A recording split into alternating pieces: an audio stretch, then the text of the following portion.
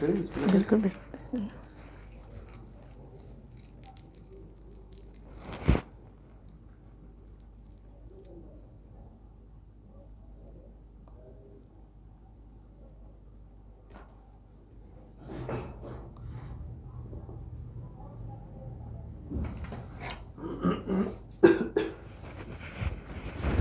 औज़ुबिल्लाहिमिनश्शैतानिर्रजीम, बिस्मिल्लाहिर्रहमानिर्रहीम। तमाम तारीफ़ खुदा बरतर के लिए, दुरूद व सलाम मोहम्मद वाले मोहम्मद के लिए। नाज़रीन इकराम, मैं आपका मेज़बान ख़वाजा रज़ा नक़वी कायम टीवी के इस खुसूसी प्रोग्राम शहादत इमाम मूसा काज़िम अलैहिस्सलाम की मौजू से हम आपकी खिदमत में हाज़िर हुए हैं। आज हमारे स्टूडियो में हमारे साथ मौजूद हैं ज़ाकरा स्कॉलर डॉक्टर सर तस्करी साहिबा, और वो हमारे साथ आज इस प्रोग्राम में मुसलसल इमाम मूसा काज़िम की शहादत के हवाले से बात करेंगे। आइए चलते हैं उनकी तरफ और प्रोग्राम का आगाज़ करते हैं और उनसे जानते हैं कि वो आज हमारे नाज़रीन के लिए वो क्या मैसेज देंगी। जी अस्सलाम वालेकुम। वालेकुम अस्सलाम। आपको बहुत आज के दिन के हिसाब से ताज़ियत पेश करते हैं कायम टीवी पूरी टीम की जानिब से, और आप परवरदिगार आलम दुआ है ख़ास आपके लिए कि आपको मौला ज़िंदगी सेहत तंदुरुस्ती अता करे, और आप इसी तरह हमारे इन प्रोग्राम्स में हमारे साथ हमेशा से आपने कोऑपरेट किया है और हमेशा कायम टीवी के प्रोग्राम में मुसलसल आप आती रही हैं और आज भी आप हमारे साथ मौजूद हैं। तो आज हम इमाम मूसा काज़िम अलैहिस्सलाम की शहादत के हवाले से प्रोग्राम कर रहे हैं, तो आप आज उनकी ज़िंदगी के हवाले से कुछ रोशनी डालिए नाज़रीन के लिए। बिस्मिल्लाहिर्रहमानिर्रहीम। अस्सलाम वालेकुम आपको और कायम टीवी की तमाम टीम को और आपकी तवस्सुत से तमाम नाज़रीन की खिदमत में ताज़ियत और तसल्लियत पेश करती हूँ, और ख़ुद अल्लाह के रसूल सल्लल्लाहु अलैहि वसल्लम को शहज़ादी कौनैन जनाब फ़ातिमा ज़हरा सलामुल्लाह अलैहा को ख़ुद मौला कायनात अली इब्न अबी तालिब अलैहिस्सलाम को, और हज़रत इमाम जाफ़र सादिक़ अलैहिस्सलाम को, इसलिए कि आइम्मा अहले बैत के घर में अल्लाह के रसूल सल्लल्लाहु अलैहि वसल्लम के घर में ये एक बहुत बड़ा गम है, इसलिए कि बाबुल हवाइज हज़रत इमाम मूसा काज़िम अलैहिस्सलाम जो कि इमाम हफ्तुम हैं, उनकी शहादत हुई, और उनका रोज़ा जो कि काज़मैन में मौजूद है और जो कि मरजे खलाइक़ है, मंबे अनवार है। और जब हम हज़रत इमाम मूसा काज़िम अलैहिस्सलाम की बात करते हैं तो सबसे पहले बात होती है कि इमाम मूसा काज़िम अलैहिस्सलाम की तारीख़ विलादत क्या है। हज़रत इमाम मूसा काज़िम अलैहिस्सलाम 7 सफ़र को और सन 126 हिजरी में दुनिया को, इस आलम सफली को अपने नूर से मुनव्वर करने के लिए तशरीफ़ लाए, और उसके बाद इमाम मूसा काज़िम अलैहिस्सलाम के हालात ज़िंदगानी का आगाज़ हुआ। हज़रत इमाम मूसा काज़िम अलैहिस्सलाम से पहले, क्योंकि हज़रत इमाम जाफ़र सादिक़ अलैहिस्सलाम का ज़िक्र करना बहुत ज़रूरी है, इसलिए कि आपके वालिद माजिद छठे इमाम मासूम हज़रत इमाम जाफ़र सादिक़ अलैहिस्सलाम हैं। और रिवायत ये कहती है कि अरब से लेकर अजम तक ज़माना एक वो गुज़रा कि जब इमाम जाफ़र सादिक़ अलैहिस्सलाम का दौर था, तो अगर कोई हदीस रसूल बयान करता था तो कहता था क़ाला इमामुल सादिक़, और अगर क़ाला इमामुल सादिक़ कह दिया तो इसका मतलब यह है कि वो हदीस गलत साबित नहीं हो सकती। इमाम जाफ़र सादिक़ अलैहिस्सलाम की इतनी मुस्तनद शख्सियत थी। और इमाम जाफ़र सादिक़ अलैहिस्सलाम से जब हम इमाम मूसा काज़िम अलैहिस्सलाम के दौर तक आते हैं तो हम देखते हैं कि मौला पे इंतहाई असीरी गुज़र गई, ज़िंदान में जवानी और पीरी गुज़र गई। यानी हज़रत इमाम मूसा काज़िम अलैहिस्सलाम को मदीने से अरेस्ट करवाया गया, और उसके बाद उन्हें बगदाद में ले जाकर ज़िंदान में मुक़य्यद रखा गया, और एक तवील अरसा ज़िंदान में मुक़य्यद रखा गया। तो ये दर हकीकत बदलते हुए हालात थे, नरंगी हालात थे, कि जिसकी बिना पर हमको कभी इमाम जाफ़र सादिक़ अलैहिस्सलाम का उसको एहतशाम नज़र आता है, और कभी इमाम मूसा काज़िम अलैहिस्सलाम की ये बेकसी नज़र आती है। और हज़रत इमाम मूसा काज़िम अलैहिस्सलाम की वालिदा का नाम है हमीदा। हमीदा इमाम जाफ़र सादिक़ अलैहिस्सलाम की वो ज़ौजा थी कि जब इमाम जाफ़र सादिक़ अलैहिस्सलाम ने वसीयत लिखी तो उनमें जो एक नाम था वो हज़रत हमीदा ख़ातून का था। हज़रत हमीदा यानी चांदी से ज़्यादा मुसफ़्फ़ा, चांदी से ज़्यादा साफ़ और शफ़ाफ़, चांदी से ज़्यादा उजली वो शख्सियत थी, और हज़रत इमाम जाफ़र सादिक़ अलैहिस्सलाम मदीने की उन औरतों को जो कि सीरत की, शरीयत की, फ़िक़्ह की तालीम हासिल करना चाहती थी, वो उनको जनाब हमीदा ख़ातून तक भेजते थे। यानी एक ख़वातीन में ऐसी शख्सियत भी मौजूद थी जो कि ख़ानदान अहले बैत में जिसको एक इमाम मासूम अलैहिस्सलाम रिकमेंड कर रहे हैं कि वो लोगों तक अहकाम शरिया और मसाइल शरिया पहुँचाए। तो उनके बतन मुबारक से जो शख्सियत दुनिया में इस आलम वजूद में तशरीफ़ लाई, उन्हें इमाम मूसा काज़िम अलैहिस्सलाम कहते हैं। मक्के और मदीने के दरमियान में एक मकाम है जिसे हम मकाम अब्वा कहते हैं, और यही वो मकाम अब्वा है कि जिसमें इमाम मूसा काज़िम अलैहिस्सलाम की विलादत हुई। रिवायत ये कहती है कि इमाम जाफ़र सादिक़ अलैहिस्सलाम सफ़र हज से वापस आ रहे थे। अच्छा, अब यहाँ पर बहुत सारे लोग ये कहते हैं कि हमें ख़ानदान नबुव्वत की बहुत सारी ख़वातीन ऐसी हैं कि जिनके तज़किरे में हमें हज जैसी अज़ीम इबादत नज़र नहीं आती है।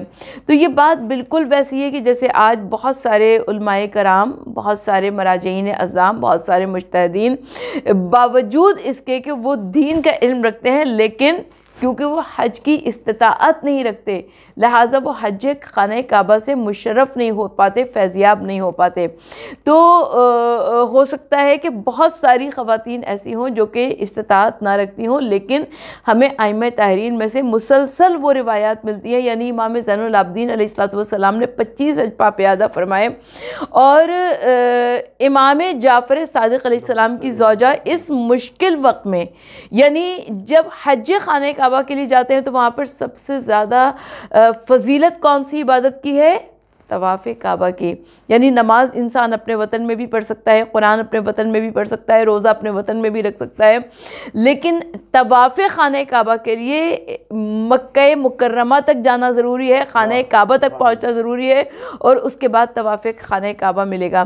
तो हज़रत इमाम जाफ़र सादिक़ अलैहिस्सलाम की ज़ौजा एक ऐसे मुश्किल वक्त में हज खाने काबा के वास्ते तशरीफ़ ले गई, और वो हज से वापस आ रही थी। मक्का और मदीना के दरमियानी मकाम अब्वा था कि जहाँ पर हज़रत इमाम मूसा काज़िम अलैहिस्सलाम दुनिया में तशरीफ़ लाए, और हज़रत इमाम मूसा काज़िम अलैहिस्सलाम दीगर आइम्मा की तरह मख्तून पैदा हुए, नाव वरीदा पैदा हुए, और तमाम तर आलाइशों से पाक दुनिया में तशरीफ़ लाए हैं। और आपने दुनिया में तशरीफ़ लाते ही सबसे पहले सजदा शुक्र अदा बजा लाए, और आपने अल्लाह की वहदानियत की गवाही दी, रसूल की रिसालत की गवाही दी, और तमाम आइम्मा ताहिरीन की विलायत और इमामत की गवाही दी। सुभान अल्लाह।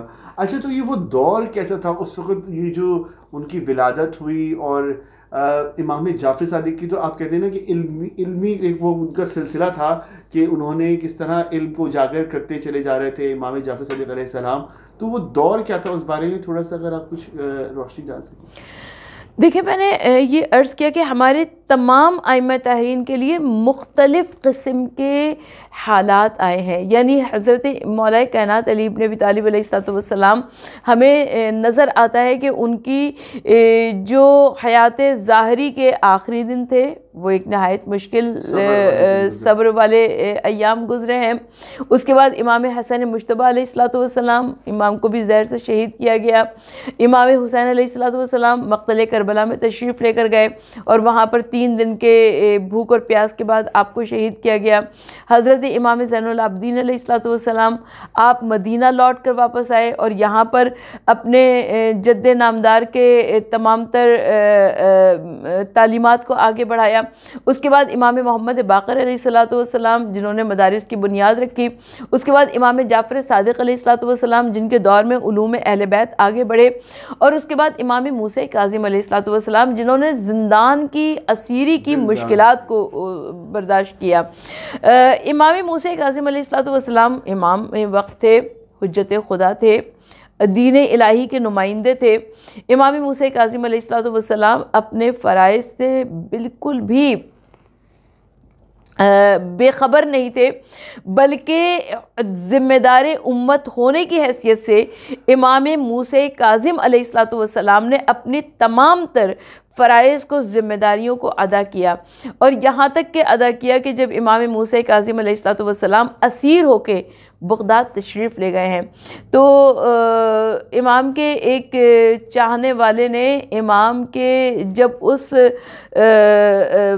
ज़िंदान को देखा जो कि नहायत घुटा हुआ था, तंगो तारीक ज़िंदान था, तो उसने इमाम के उस ज़िंदान को तब्दील करवाया और एक ऐसा जो कि निस्बतन ज़्यादा रोशन और ज़्यादा कुशादा ज़िंदान था, वहाँ पर इमाम मूसा काज़िम अलैहिस्सलातु वस्सलाम तशरीफ़ लाए। लेकिन क्योंकि ज़िम्मेदार उम्मत थे, मौला इमाम मूसा काज़िम अलैहिस्सलातु वस्सलाम इरशाद फरमा रहे हैं कि मुझे पहले ज़िंदान में मैं निस्बतन ज़्यादा राहत व आराम में था।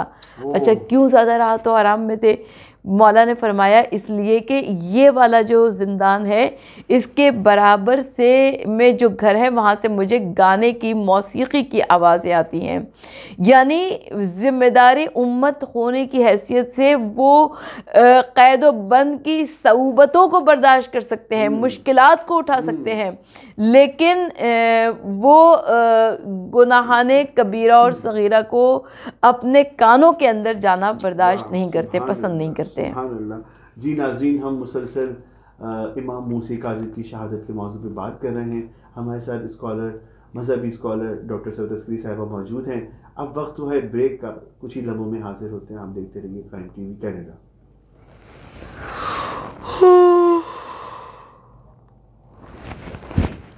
देख लो सही वो रिकॉर्ड हो रहा है ना, ये भी चेक करना ज़रूरी है। हाँ बिल्कुल ज़रूरी है भाई। 11 मिनट बस सही है।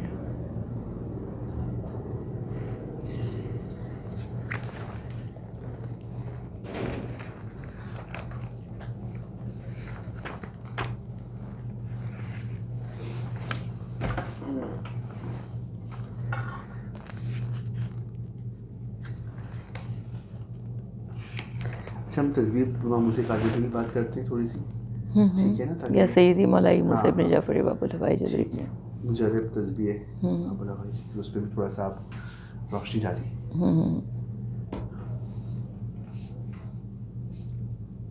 जी नाज़रीन, हम ब्रेक से वापस आ चुके हैं और हमारे साथ डॉक्टर साहिबा मौजूद हैं। आइए चलते हैं, गुफ्तगू का आगाज़ करते हैं। जो साहिबा, मैं आपसे ये जानना चाहूँगा कि इमाम से मंसूब एक ख़ास मुजर्रब तस्बीह भी है जो यहाँ पर भी लोग पढ़ते हैं और हम वहाँ जाते हैं, उनकी 2 रकत नमाज है और ये तस्बीह है। इसके बारे में आप कुछ बताना चाहें हमारे नाज़रीन को, क्योंकि ये ख़ास तस्बीह है और इसके ज़रिए आपकी बहुत सारी मुश्किलें हल हो जाती हैं।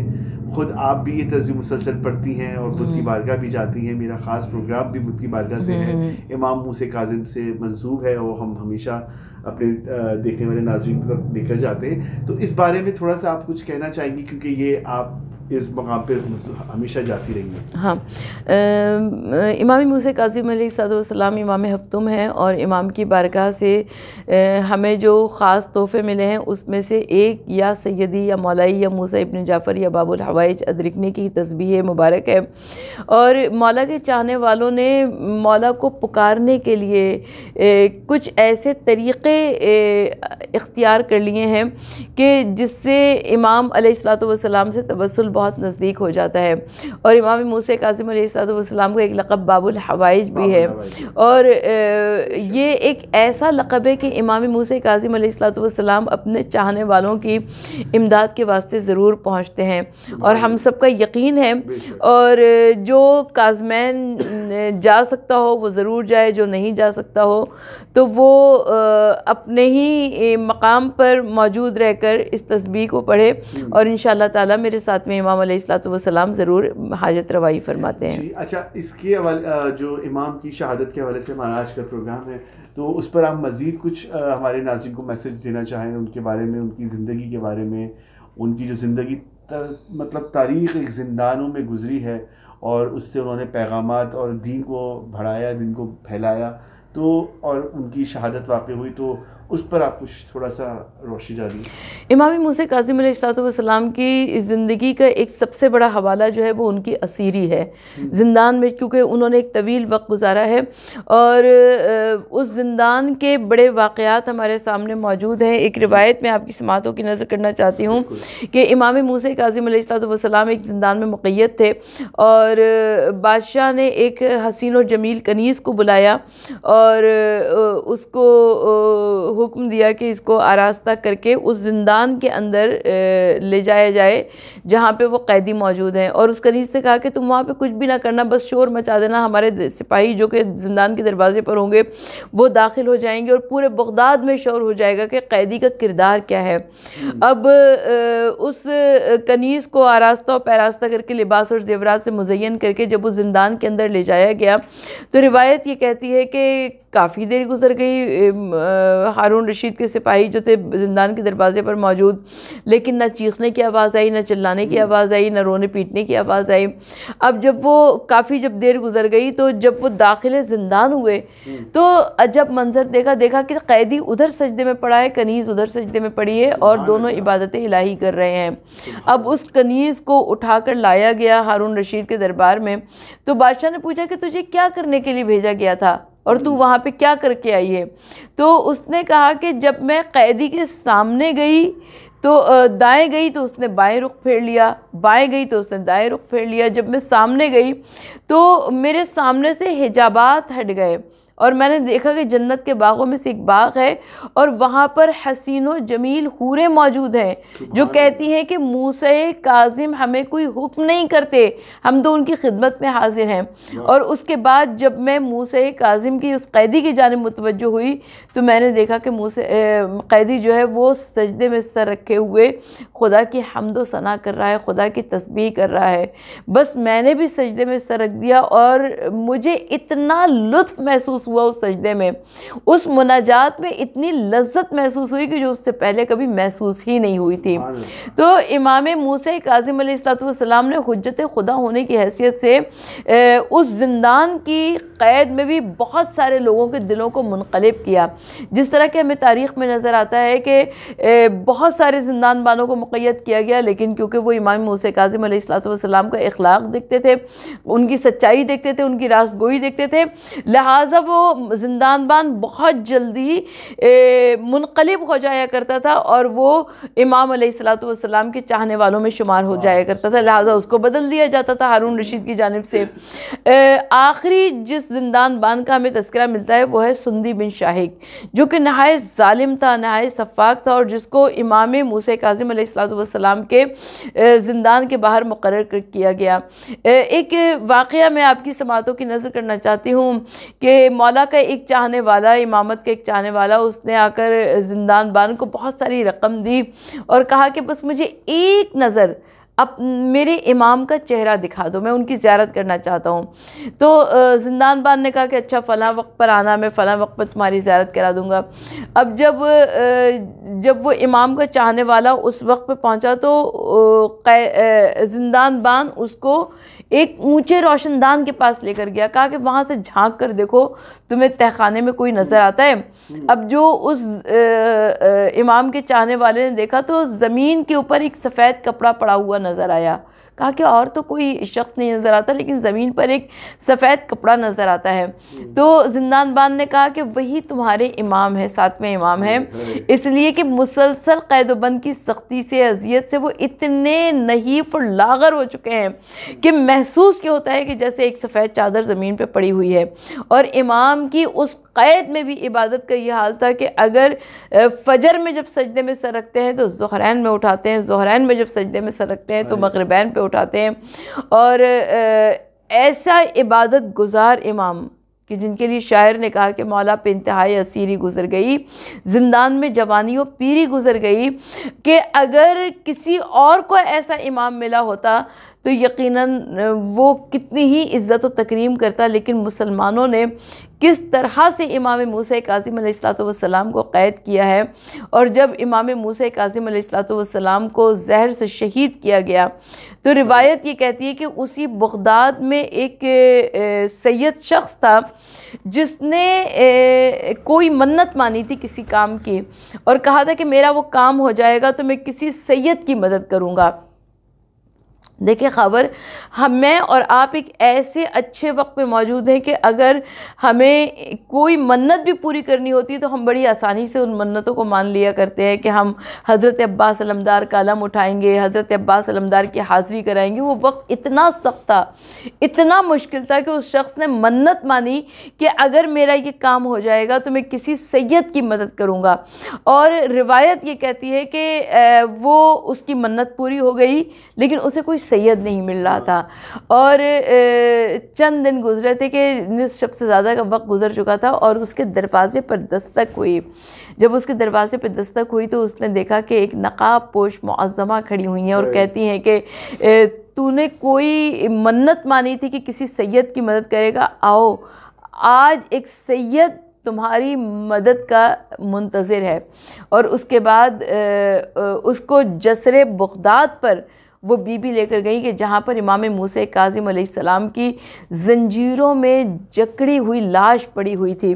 और वो शख्स जो कि हद्दाद था, ज़ंजीरों को काटा करता था, लोहे का काम किया करता था, उसने वहाँ जाकर इमाम मूसा काज़िम अलैहिस्सलाम की लाश से ज़ंजीरें जुदा की हैं।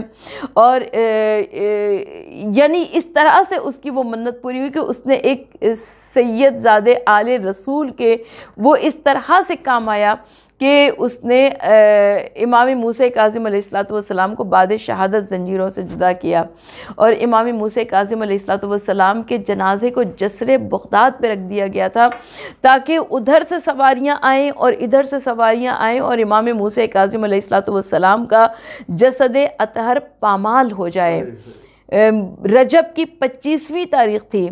ये वो तारीख़ होती है जबकि उमूमन चाँद पर्दे में चला जाता है और ये अंधेरी स्याह तारीक रातें होती हैं।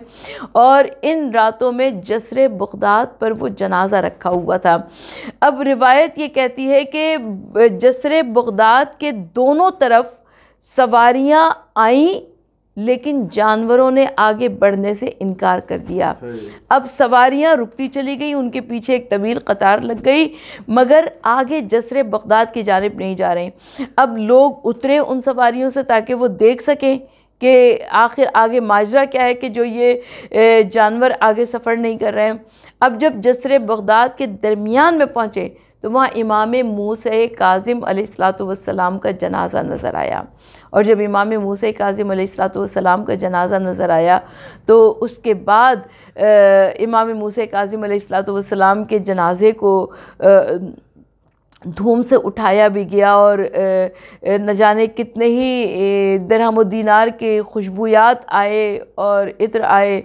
और उस वक्त मुझे याद आता है वो लाशे बेकफन जो कि करबला के मक्तल में 3 दिन का भूखा प्यासा शहीद किया गया और शहादत के बाद लाश पर घोड़े दौड़ाए गए और लाशे को पामाल किया गया।